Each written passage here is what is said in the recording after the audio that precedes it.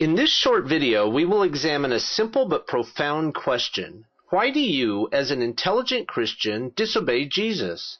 Why don't you do what Jesus tells you to do in the Bible? The Bible makes it very clear. To be a Christian, you must obey Jesus. For example, the Bible says, "We know that we have come to know Jesus if we obey his commands. The man who says, 'I know him,' but does not do what he commands is a liar, and the truth is not in him." In Luke 12, Jesus also says, "That servant who knows his master's will and does not get ready or does not do what his master wants will be beaten with many blows." The message is clear enough. To be a Christian, you must obey Jesus. So let's look at 5 things that Jesus has commanded you to do in the Bible. Commandment 1. You should love your enemies. The vast majority of Americans claim to be Christian, as do the President and nearly all of the senators and representatives. So here's a question. Why does America have a military when Jesus is so crystal clear about love? In John 13, Jesus says, "A new command I give you, love one another. As I have loved you, so you must love one another." In Luke 6, Jesus says, "But I tell you who hear me, love your enemies. Do good to those who hate you. Bless those who curse you. Pray for those who mistreat you." In Matthew 5, "You have heard that it was said, 'Love your neighbor and hate your enemy.' But I tell you, love your enemies and pray for those who persecute you." And Luke 6 is as direct as can be. Love your enemies. Do good to them. This message is repeated throughout the Gospels. It's beautiful, isn't it? And so simple. We should love one another. We should love our enemies.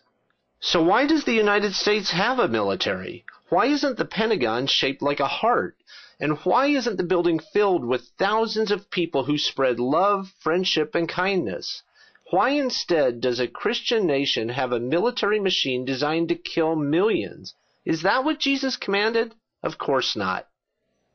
Jesus makes his second commandment so clear in the Bible. A Christian is supposed to sell everything. Jesus says it directly in Matthew 19. If you want to be perfect, go, sell your possessions and give to the poor, and you will have treasure in heaven. That sounds so simple, but many Christians refuse to believe it, so Jesus says it over and over again. In Luke 14, Jesus says, "Any of you who does not give up everything he has cannot be my disciple." In Matthew 6, Jesus says, "Do not lay up for yourselves treasures on earth, but lay up for yourselves treasures in heaven." And no one can serve 2 masters. You cannot serve God and money. Matthew 13 talks about the deceitfulness of wealth, and Luke 12 makes it as direct as possible. Sell your possessions and give to the poor. Could Jesus be any clearer? Yet Christians ignore him. Why? Why don't you do what Jesus commands? Nowhere does Jesus say that you should carry a 30-year mortgage on a 3-bedroom house. Jesus never tells you to buy a car. If you obeyed Jesus, you would sell it all.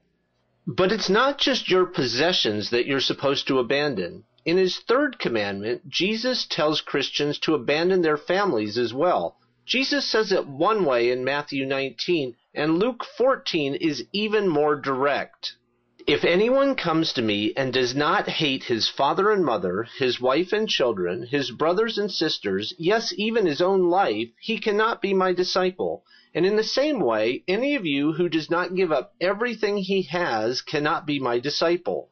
Here's yet another reminder to sell everything, and then Jesus commands you to abandon your family as well. Commandment 4 goes one step further.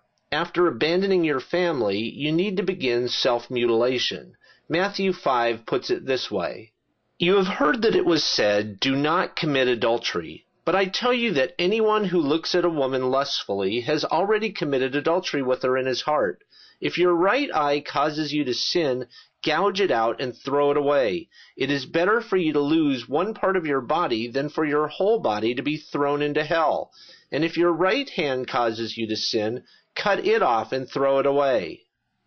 What does this mean? It's obvious and it's straight from Jesus. It means that Christians who look lustfully at any woman, or watch pornography, or go to strip clubs should gouge out their eyes, or they're going to hell. And most Christians in jail should cut off their hands, since people usually use their hands to commit a crime. Can it get any worse? Yes, it can. Mark 16 contains the most amazing of Jesus' commandments. It tells Christians to drink poison. Here's exactly what Jesus says. "And these signs will accompany those who believe. In my name they will drive out demons. They will speak in new tongues. They will pick up snakes with their hands. And when they drink deadly poison, it will not hurt them at all."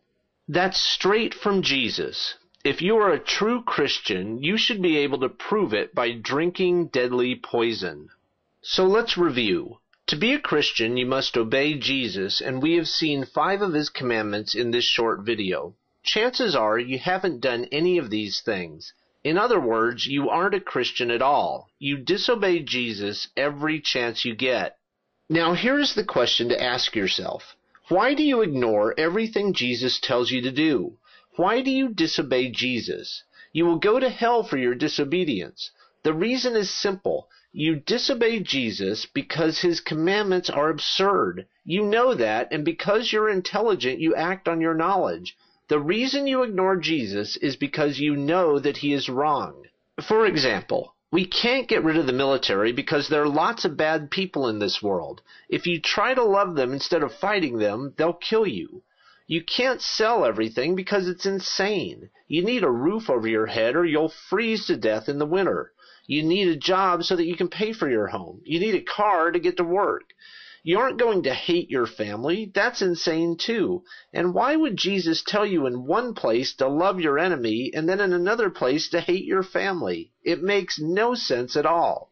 Cutting off your hand? That's just stupid. Drinking poison? It's suicidal. Admit it. Anyone with any intelligence can see that Jesus is a lunatic. You don't do what Jesus commands because Jesus is crazy. So if you know that Jesus is crazy, and if you show it by constantly disobeying, why do you claim to be a Christian? You might be thinking, I am a Christian so that I will go to heaven when I die. But that's silly. If you want to go to heaven, you have to obey Jesus. Instead, you're ignoring him every chance you get, and rightly so. So here is something to consider. Could it be that you claim to be a Christian because you're afraid of other Christians? Many Christians are very scary people. They don't love one another. Many Christians are filled with hatred, racism, homophobia, and violence. For example, our prisons are overflowing with Christians. Perhaps you're afraid of what Christians might do to you. You might lose your job. You might get arrested. You might be beaten. Your kids could get kicked out of Boy Scouts. You would be shunned by friends and family. The funny thing is, you fear these things from a group of people who are supposed to love everybody. It's a very strange kind of love, isn't it? The whole thing is unbelievable, but think it through. Use your intelligence. By ignoring Jesus' commandments, you guarantee a trip to hell. The hope of heaven is not driving you to be a Christian.